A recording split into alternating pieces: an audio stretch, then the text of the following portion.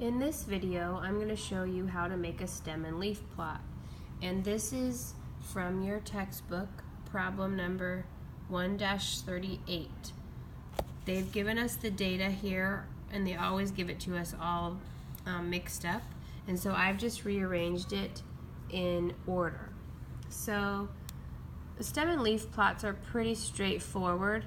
You just make a line straight down, and we don't have any values that are less than 15, so you can start your stem and leaf plot with 0, but we won't have any values that we put here. Then the next is 1. So this is the stem, and the stem is indicating the first number in all of these. So we have 1, 2, 3, 4, 5, and then the leaf is the part coming off of to show us how many values we have in each range. So we don't have any in the 0, like that would be numbers 1 through 9.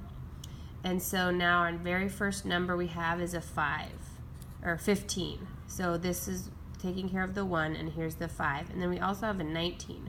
So I'll put the 9 next to it. So this shows me I have 15 and I have 19.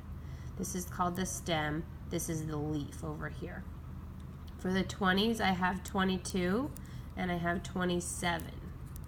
Okay? For the 30s, I have 30 and I have 33. And then I don't have any 40s, so I leave that blank. I don't put a 0.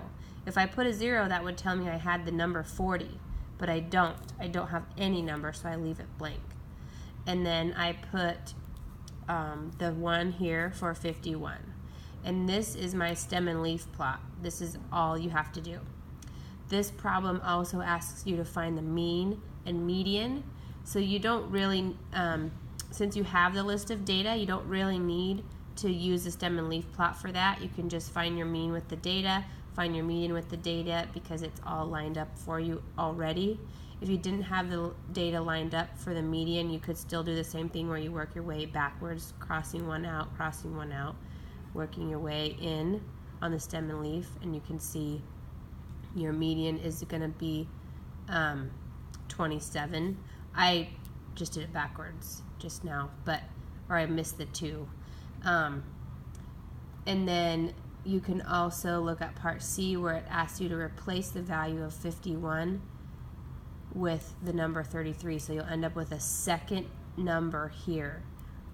When you won't change your stem and leaf plot in this case, but if you ever had a repeated value, you just list it twice if you happen to have a second one. Hope that helps.